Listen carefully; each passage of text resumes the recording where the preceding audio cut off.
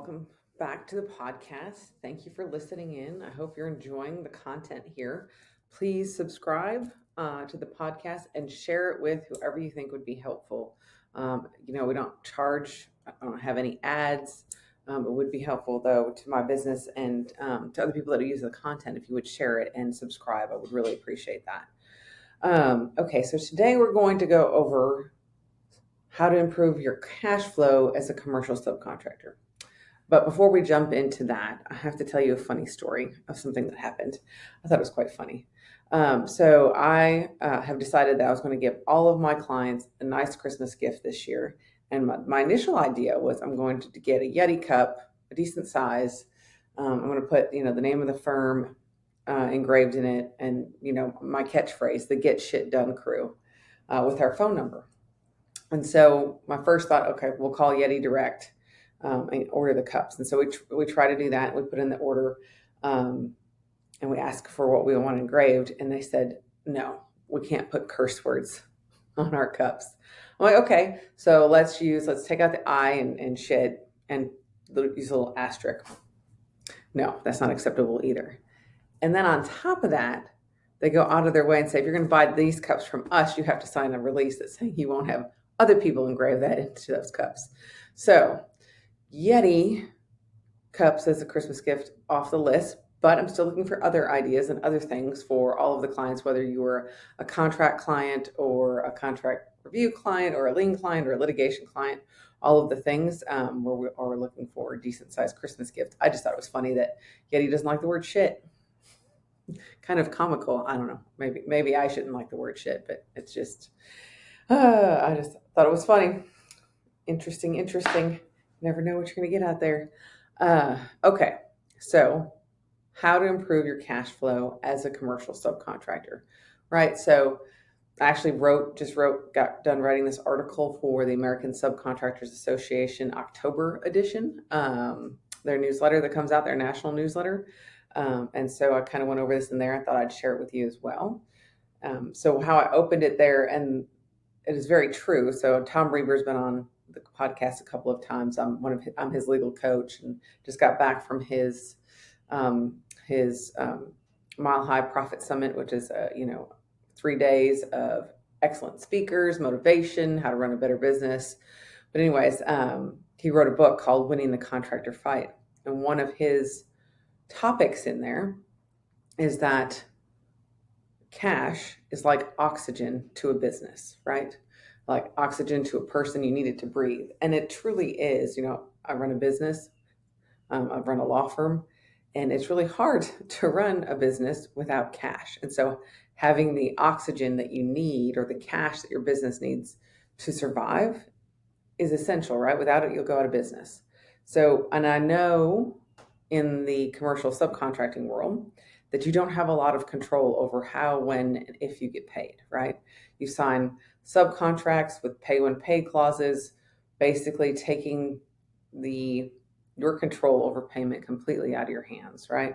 A pay when paid clause basically says that you as a subcontractor can do everything right, do a great job, no problems at all, but you're not entitled to be paid until the owner pays the general. And there could be a multitude of reasons that the owner doesn't pay the general that has nothing to do with you. And so potentially you should be ready to cash flow that whole entire project without getting paid, because not getting paid is not a reason to stop working, right? That would actually put you in default under your contract. So as a commercial subcontract, and sometimes it's an issue, sometimes it's not, but when it's an issue, it's a huge issue because that's all your cash, right?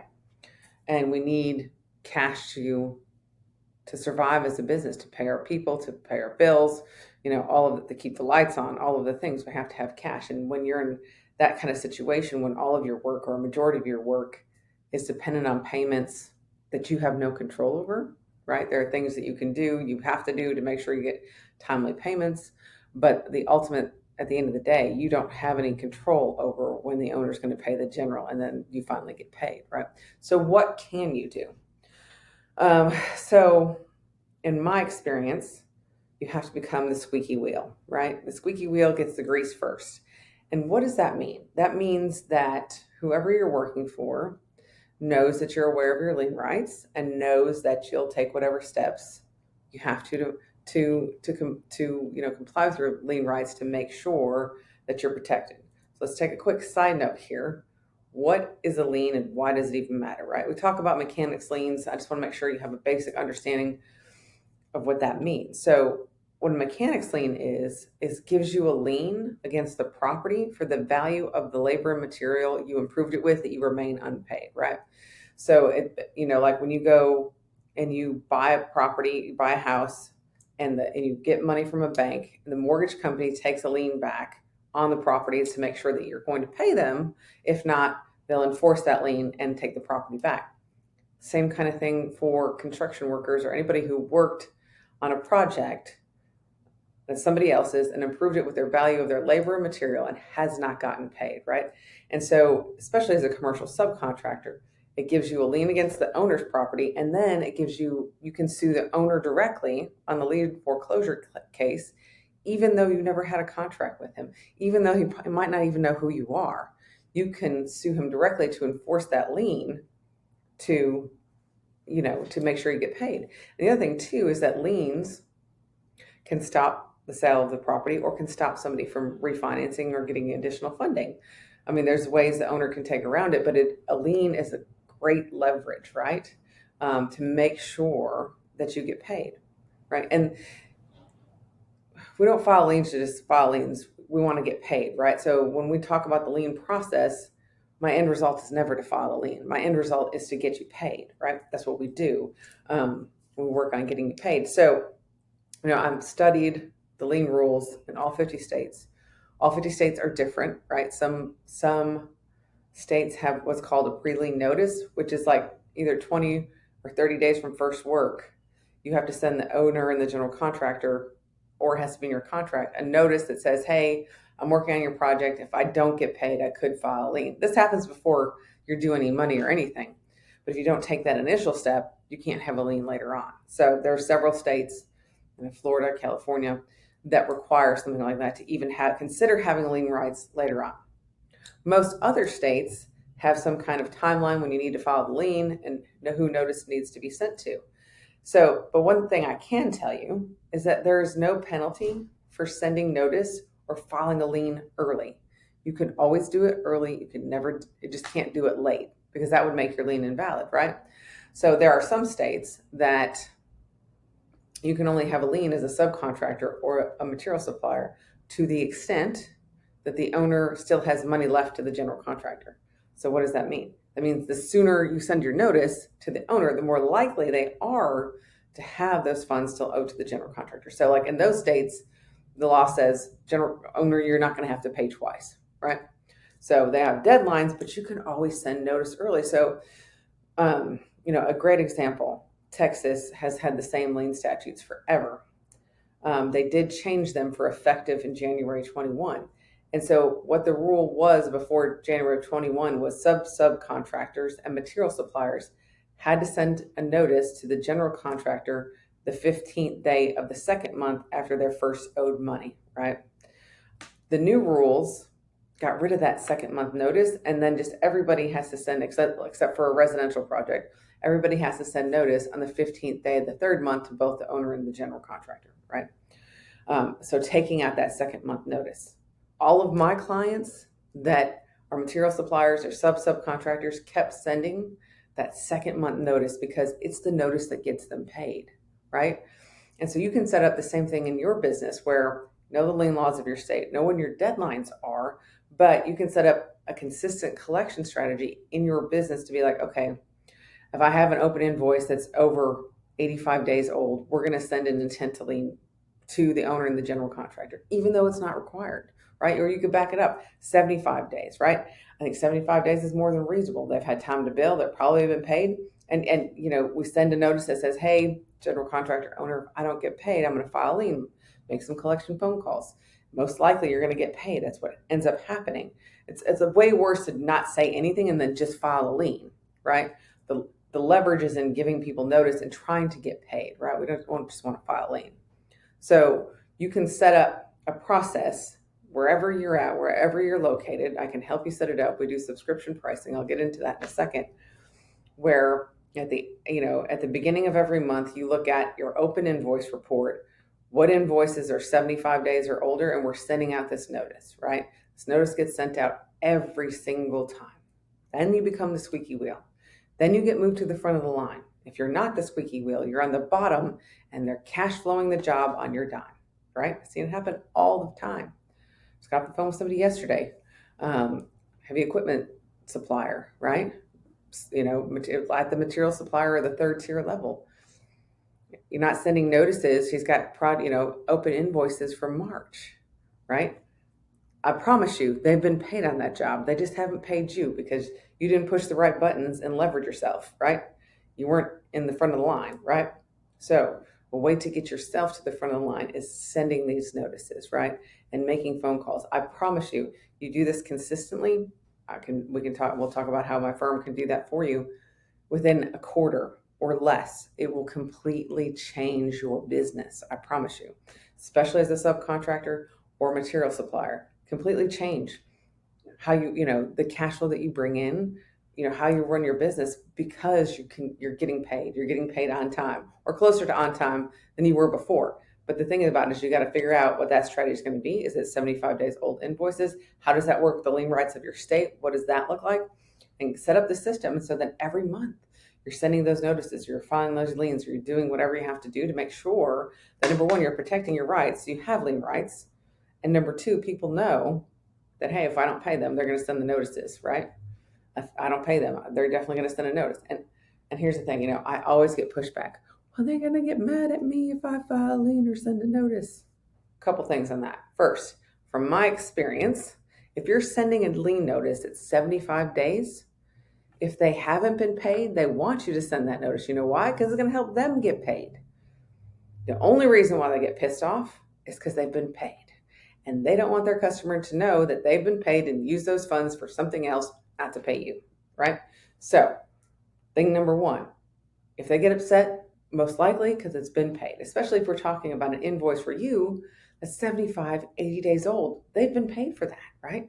And if they haven't been paid, they would appreciate the push of somebody sending a lien notice to get them paid so they can pay you, right? If they haven't been paid, they're usually an open, like, go ahead, send notices because I haven't been paid and I can't pay you, right?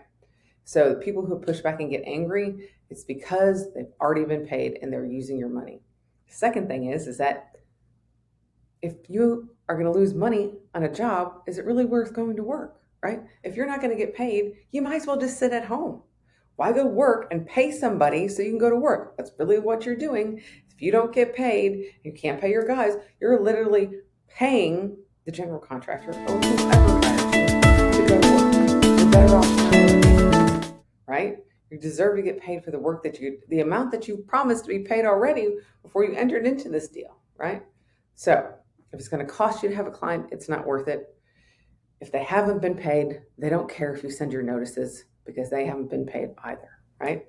And so these are the things. I've been doing this for almost 20 years now for a multitude of clients. I promise you it will change your cash flow to get this consistent strategy down. We can go from 5% write-off to less than 1% write-off if you have a consistent collection of your gross revenue, right? I represent a company that does nearly $30 million and they will write off less than 1% of their gross revenue because we have a consistent collection strategy and we do the same thing every month, right? So how does my firm help you do that, right? So we do liens and collections in all 50 states, wherever you're at. We can help you. And we have like a flat fee price if you just need one lien. And we actually break it up into two parts. We do an intent to lien and phone calls, which most states don't require, but I still recommend because the intent is to get paid, not file a lien. So we send the letter, we do the research, we send the letter, we make a phone call. And if that doesn't work, then we'll move to the second part of the lien process, which is to file a lien, right? So it's flat fee pricing. It's one amount for each of those. So it's $650 and then $650 for an intent to lien and $720 for an actual lien. So, or you can buy the lien package for $1,300, right? And then we have subscription pricing, which, what does that mean? That means it's the same monthly fee for a year, and we do all of your collections, all of your liens, all of your, intent to liens, phone calls if you want them. We don't have to do phone calls if you don't want. So it's a flat fee price. It's based on the volume of lien files that you would have in a month that we'd have to research and everything. So it's really a subscription based on, the volume of work you have. So if you do more than 2 or 3 liens a month, it would be worth looking at the subscription pricing. If you have questions, you can contact us. We can talk about it further, but I promise you the subscription pricing would be less than hiring a full-time employee in your office to be dedicated to your collection work. That much I know. It will automatically, in the course of a quarter or less, change your business because you're getting paid. You're getting that oxygen you need and you can breathe a little, right? So really something that if you're not doing, and your open invoice report has lots of hundreds of thousands of dollars that are over 60 days old, that's a problem. That is oxygen that should be feeding your business, but is feeding somebody else's business because they've probably gotten paid and haven't paid you. And I don't say this to be mean. I'm just, we're all in this thing to make money. We're all in this thing to run a business and feed our family. They are stealing money from you and your family if you don't do this, right? And you don't get paid on time and you're letting them. So, the crowmeanslawfirm.com, Carolyn Crowmeans. I'm on Facebook. I'm on Instagram. You can contact me. Let's have a discussion about what that looks like for your business and what will be most successful. But it's definitely something you need to take advantage of if you're in the construction industry and have open invoices that are older than 60 days or wrote off more than 5% of your gross revenue last year. These are all things that we can correct and can be corrected with a consistent collection strategy. So you deserve to be paid for the work that you've done. Lien rights are as old as our country, and actually older. The idea came from Europe, but when nobody believed in it, when the U.S. was just starting, Benjamin Franklin said, hey, they were called mechanics back then, which is why it's called mechanics liens. Come help me build the Capitol building. I'll guarantee that you get paid by giving you this lien right on the Capitol. If we don't end up having money, if we go under, you'll have a security interest and you'll get paid. So this country recognizes how valuable your services are and how you deserve to be paid, but you have to know how to work the system and do it correctly. So give me a call. Our office number is 713-715-7334. Like I said, email, Facebook, website. We're here to help, and it can really change your business to have a consistent collection strategy. All right. I hope you guys are killing it. We'll talk to you soon. Thanks.